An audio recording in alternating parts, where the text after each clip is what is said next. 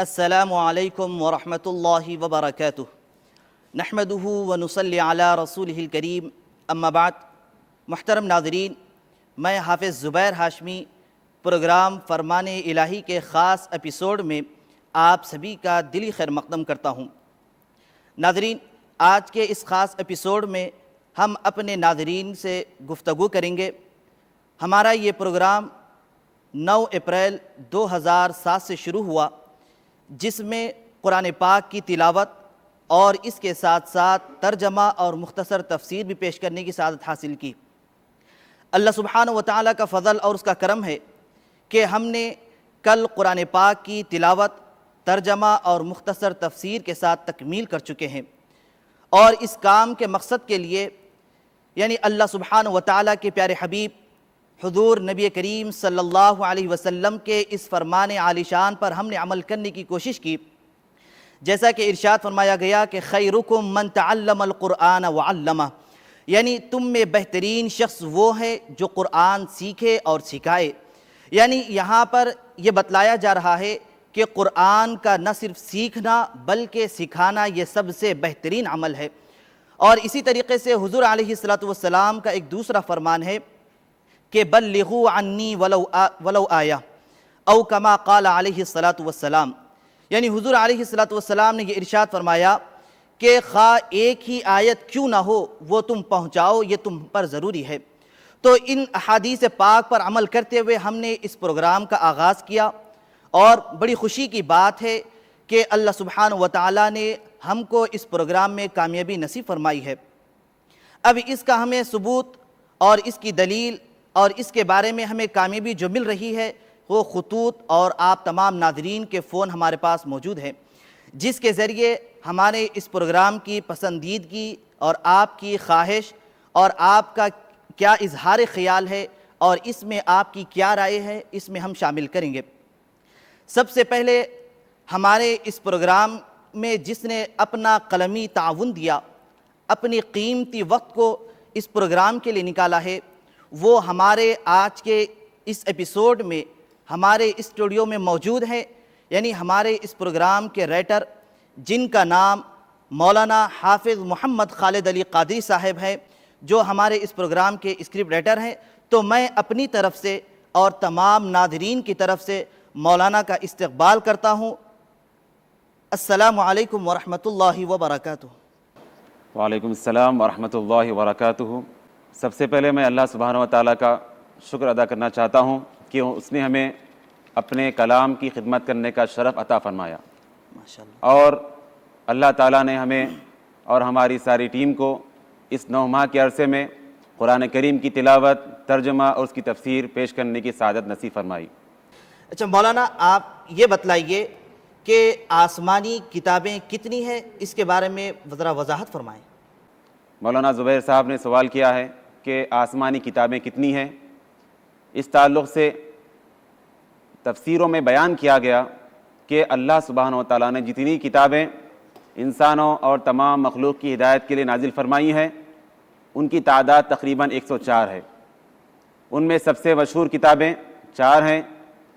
جنہیں تورات، زبور، انجیل اور قرآن مجید کہا جاتا ہے۔ تورات کو اللہ تعالیٰ نے حضرت موسیٰ علیہ السلام پر نازل فرمایا، زبور حضرت داؤد علیہ السلام پر، اور انجیل حضرت عیسیٰ علیہ السلام پر نازل کی گئی، اور قرآن پاک حضور سیدنا محمد مصطفیٰ رسول مجتبیٰ صلی اللہ علیہ وسلم پر نازل فرمایا گیا۔ تو ناظرین، قرآن مجید کے نازل ہونے کے بعد تمام سابقہ کتابوں کا حکم منسوخ ہو گیا، اس کے بعد کسی کتاب کا حکم باقی نہیں رہے گا، اور ہمیشہ کے لیے قرآن پاک تمام انسانوں کے لیے پیام رشد و ہدایت رہے گا۔ تو مولانا، اب رہا ہمارے اس پروگرام میں دوسرا سوال، یہ بتلائیے کہ قرآن کی اہمیت اور تلاوت کرنے پر کیا اجر و ثواب منعقد کیا گیا؟ مولانا، جیسا کہ جانتے ہیں کہ قرآن کریم اللہ سبحانہ و تعالیٰ کا آخری کلام ہے، یہ تمام انسانوں کے لیے رشد و ہدایت کا پیام بن کر آیا ہے۔ تو ناظرین، چونکہ یہ اللہ کا کلام ہے، اس لحاظ سے اگر اس کو بندہ پڑھے گا تو اس کے لیے دنیا میں بھی سعادت مندی ہوگی اور آخرت میں بھی کامیابی و کامرانی ہوگی۔ یقیناً اس کی تلاوت کرنے میں بڑی فضیلت ہے اور بڑا اجر و ثواب ہے۔ حضور پاک صلی اللہ علیہ وسلم ارشاد فرماتے ہیں، من قرأ حرفا من کتاب اللہ فلہ بہ حسنۃ جو بندہ اس اللہ کی کتاب میں سے ایک حرف کو بھی پڑھے گا تو اس کے لیے ایک نیکی ہوگی اور اس ایک نیکی کا ثواب 10 گنا بڑھا دیا جائے گا۔ اچھا مولانا یہ بتلائیے کہ قرآن میں اللہ سبحانہ و تعالیٰ نے سورتوں کے ابتدا میں حروف مقطعات کو بیان کیا ہے، تو اب یہ حروف مقطعات کیا ہیں، اس کے بارے میں ذرا وضاحت فرمائیں۔ جیسا کہ ہم جانتے ہیں کہ اللہ تعالیٰ نے اس کتاب کو تمام انسانوں کی ہدایت کے لیے نازل فرمایا ہے۔ اللہ تعالیٰ نے اس مبارک کلام کو عربی زبان میں نازل فرمایا، اور حضور پاک صلی اللہ علیہ وسلم کی ولادت باسعادت بھی عرب قوم میں ہوئی۔ آپ کی ولادت جہاں ہوئی وہ مکہ مکرمہ ہے، وہاں پر اللہ تعالیٰ نے اس کلام کو نازل فرمانا شروع کیا۔ چونکہ عرب لوگ اپنے آپ کو عرب کہا کرتے تھے اور اپنے علاوہ تمام دنیا والوں کو لوگ عجم کہا کرتے تھے۔ عرب کا مطلب یہ ہوتا ہے کہ زبان رکھنے والے اور بولنے والے، اور عجم کا مطلب یہ ہوتا ہے کہ بالکل گونگے لوگ۔ یعنی عرب کو اپنی زبان پر اور اپنے انداز اور بیان پر فخر تھا، ناز کرتے تھے، تو اللہ تعالیٰ نے ان کے فخر، ان کے تکبر کو توڑنے کے لیے عربی زبان میں اپنا کلام نازل فرمایا۔ اور جیسا کہ آپ ابھی سوال کیا گیا کہ الف لام میم طاسی میم یہ جتنے حروف ہیں ان کے بارے میں کیا وضاحت ہے، ان کے بارے میں وضاحت یہ ہے کہ ان کا نام حروف مقطعات ہے۔ اللہ نے ان کو اس لیے نازل فرمایا کہ عرب لوگ جب قرآن شریف سنتے تھے تو قرآن شریف کے بارے میں اعتراض کیا کرتے تھے کہ یہ اللہ کا کلام نہیں ہے بلکہ بندوں کا کلام ہے۔ اللہ تعالیٰ نے ان حروف مقطعات کے ذریعے سے ان تمام عربوں کو چیلنج کیا کہ اگر تم کو اپنی زبان پر ناز ہے تو تم کم سے کم یہ الف لام میم کی طرح تو ایک چند حروف کا مجموعہ لا کر تو بتاؤ۔ لیکن ناظرین کرام، چونکہ قرآن کریم اللہ کا کلام ہے اس لیے عرب عاجز آ گئے، اور اللہ تعالیٰ یہ اعلان فرماتا ہے قُلْ لَئِنِ اجْتَمَعَتِ الْإِنسُ وَالْجِنُّ عَلَىٰ أَن يَأْتُوا بِمِثْلِ هَٰذَا الْقُرْآنِ لَا يَأْتُونَ بِمِثْلِهِ، اگر انسان اور جنات تمام جمع ہو کر بھی اس کلام پاک کی طرح لانا چاہیں تو ہرگز نہیں لا سکتے۔ تو ناظرین کرام،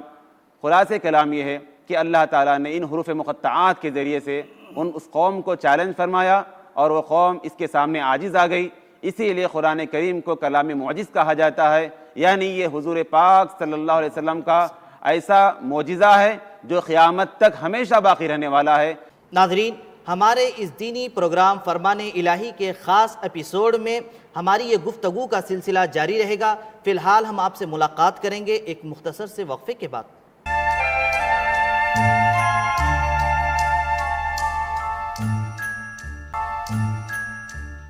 سبحان اللہ۔ تو ناظرین، ابھی ہم نے مولانا سے حروف مقطعات کے تعلق سے سماعت کیا ہے۔ اب اس سے یہی پتہ چل رہا ہے کہ قرآن سب سے بہترین کلام ہے، تو اس لیے ہم سب کو یہ چاہیے کہ قرآن کی طرف راغب ہو اور اس کو بہتر انداز میں پڑھنے اور سمجھنے کی کوشش کرنی چاہیے۔ ناظرین، پروگرام فرمان الہی کے دوران ہمیں آپ حضرات سے کافی خطوط موصول ہوئے جس میں آپ نے ہماری بےحد ہمت افزائی فرمائی۔ اس لحاظ سے ہم آج کے اس آخری اور اسپیشل پروگرام میں آپ حضرات کے خطوط کو شامل کر رہے ہیں۔ ہم پہلا خط پڑھتے ہیں۔ جناب آفتاب احمد صاحب وارانسی سے لکھتے ہیں کہ پروگرام فرمان الہی بہت اچھا پروگرام ہے، اس پروگرام کی CD ہمیں چاہیے، ہم CD کی قیمت بھی ادا کریں گے۔ تو ہم اس تعلق سے مولانا زبیر صاحب سے اس تجویز کا جواب پوچھتے ہیں۔ ہاں، تو مولانا ابھی یہ جو سوال کیا گیا اور اس میں آفتاب احمد صاحب نے جو اپنی رائے پیش کی ہے، ہم سب سے پہلے جناب آفتاب احمد صاحب کا بہت بہت شکریہ ادا کرتے ہیں کہ آپ نے ہمارے پروگرام کو بہت ہی پسند کیا ہے۔ لیکن آپ کے سوال کا جواب یہ ہے کہ فی الحال ہمارے پاس CD کا کوئی نظم و ضبط نہیں ہے۔ اب آپ کے لیے یہ گزارش ہماری طرف سے ہے کہ آپ خود ہی اس کو ریکارڈ کر سکتے ہیں اور اس پروگرام میں جو کچھ بیان کیا گیا وہ دوسروں تک بھی پہنچا سکتے ہیں۔ شکریہ بہت بہت۔ ناظرین، ایک اور خط کو شامل کرتے ہیں۔ GM مصطفیٰ صاحب نیو ملے پلی حیدرآباد سے لکھتے ہیں کہ فرمان الہی بہت ہی اچھا پروگرام ہے، میری یہ خواہش ہے کہ پروگرام کو آدھے گھنٹے کے بجائے 1 گھنٹے کا کر دیا جائے۔ اس تعلق سے آپ کیا فرماتے ہیں؟ ہاں، تو مولانا میں بھی آپ کا یہ بہت بہت شکریہ ادا کرتا ہوں کہ آپ نے بھی اس پروگرام کو پسند کیا ہے۔ تو اس طریقے سے ناظرین، سب سے پہلے میں یہ بات بتا دوں کہ ہمارے پاس اس پروگرام کی پسندیدگی کا اظہار کرتے ہوئے بہت سارے خطوط اور فون موصول ہوئے ہیں، جس میں اکثر و بیشتر لوگ یہ بیان کیے ہیں اور یہ تحریر کیے ہیں کہ اس پروگرام کو بجائے آدھے گھنٹے کے 1 گھنٹہ کیا جائے۔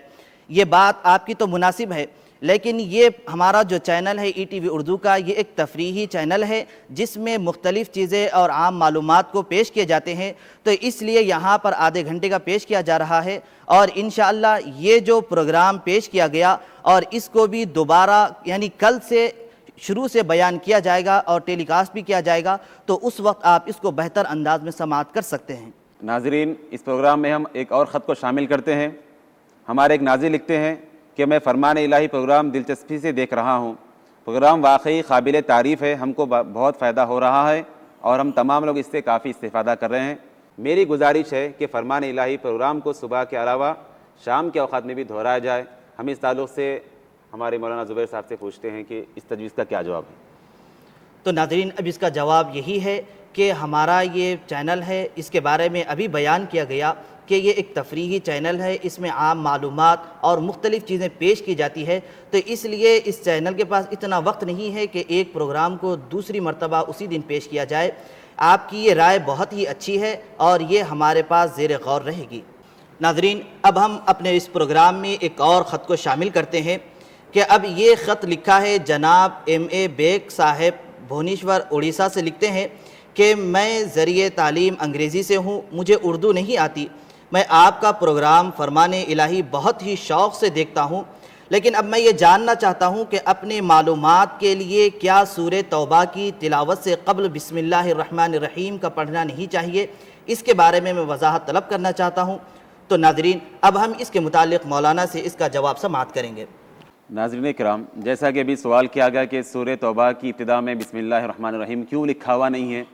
تو ہم سب سے پہلے بسم اللہ الرحمن الرحیم کا ترجمہ جانتے ہیں کہ اس کا مطلب کیا ہے۔ بسم اللہ الرحمن الرحیم کا ترجمہ ہے کہ میں شروع کرتا ہوں اللہ تعالیٰ کے نام سے جو بڑا مہربان اور نہایت رحم والا ہے۔ تو ناظرین، اس سے یہ معلوم ہوا کہ بسم اللہ الرحمن الرحیم میں اللہ تعالیٰ کی صفت رحمت اور مہربانی کا ذکر ہے۔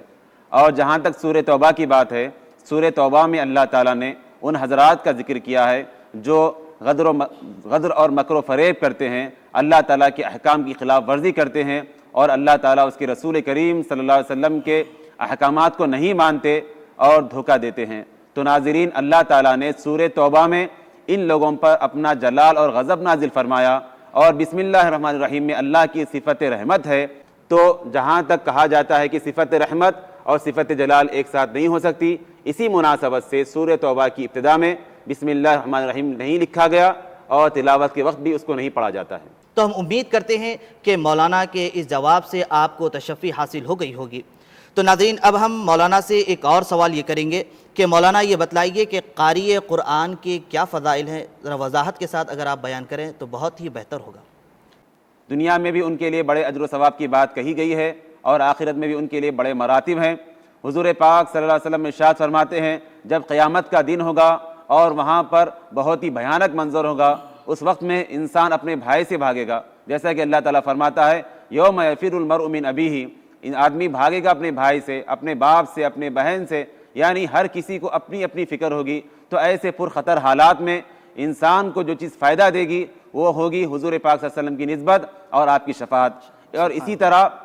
اللہ سبحانہ و تعالیٰ کے فضل و کرم سے حضور کی شفاعت کے بعد اور جو چیزیں شفاعت کریں گی اور جو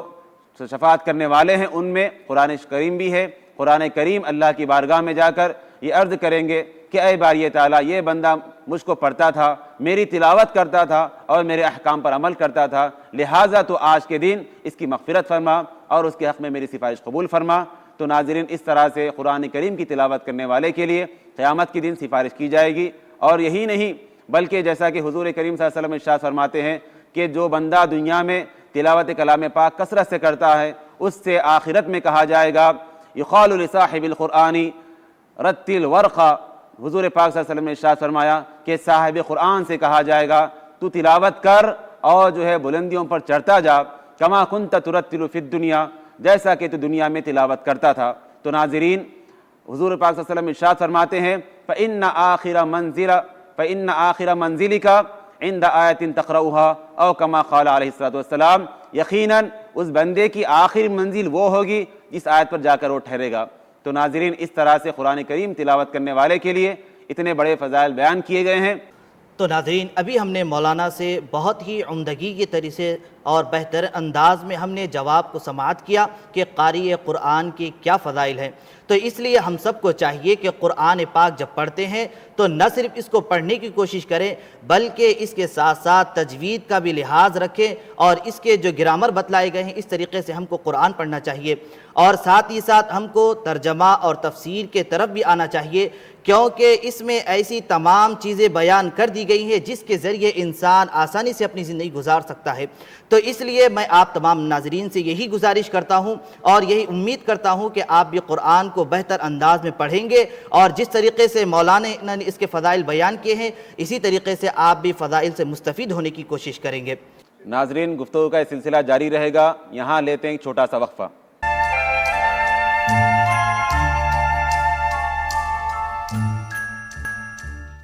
ناظرین، اس سلسلے گفتگو کو آگے بڑھاتے ہیں اور شامل ہو جاتے ہیں خطوط کے ساتھ۔